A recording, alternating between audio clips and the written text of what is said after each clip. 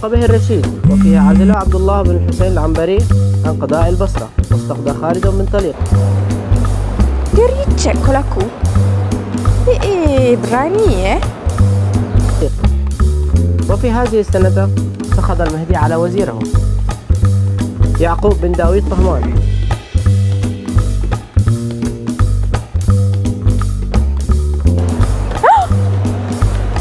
Phone terus.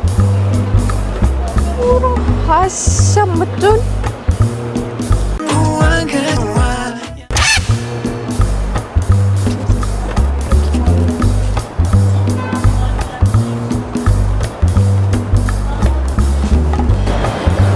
Astaghfirullahalazim. Mana ni? Dah nak tercabut dah kaki aku ni, tak cuba jumpa satu restoran Melayu pun tak ada. Betul makcik ni. Aku kena game ke? Ish.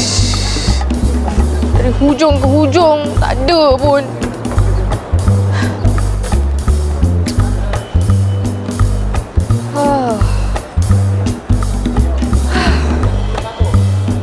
Kalau tak jumpa, maksudnya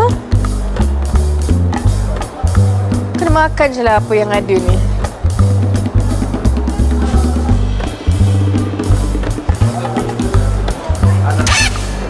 Nasi lemak udang sambal petai.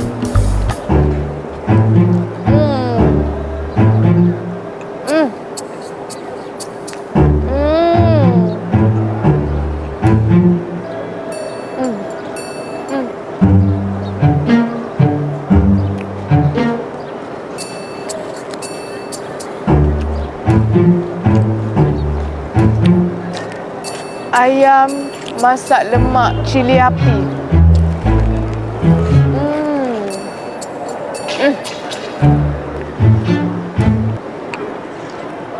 Ayam masak merah.